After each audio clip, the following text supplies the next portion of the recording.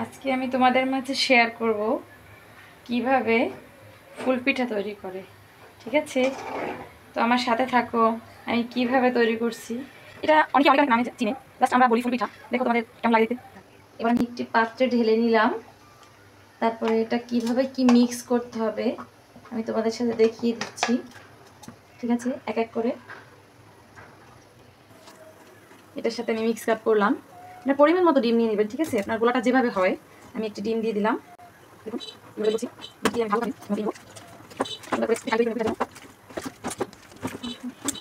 সুন্দর করে একটা খানি তৈরি করে নেব পিঠার জন্য।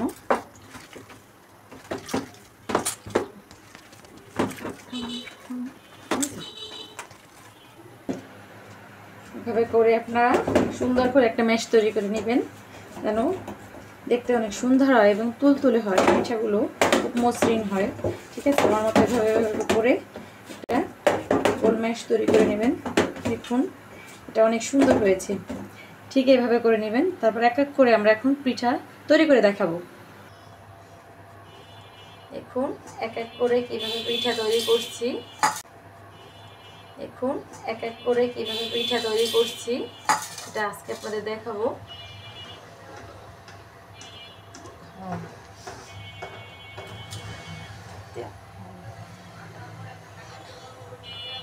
এভাবে খামিটা নিয়ে আস্তে আস্তে হাতে গোল গোল করে ম্যাশ করে নিতে হবে। তারপরে এভাবে এভাবে তৈরি করে নিতে হবে।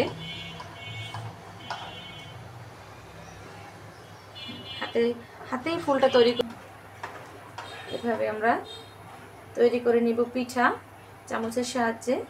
দেখুন কিভাবে আমি নকশা তৈরি করছি, যার যেভাবে সুবিধা।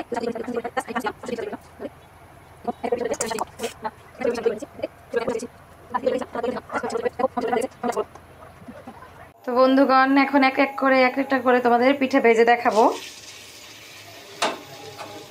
একটা করে কিভাবে পিঠা দিচ্ছি দেখো।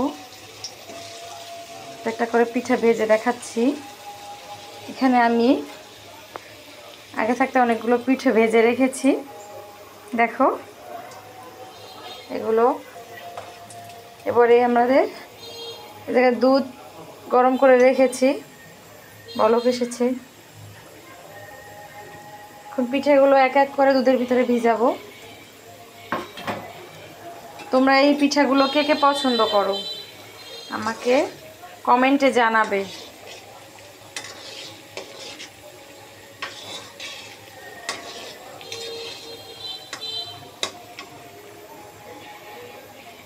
তো সবাই খেতে এসো, সবার জন্য পিঠা খাওয়ার দাওয়াত রইল।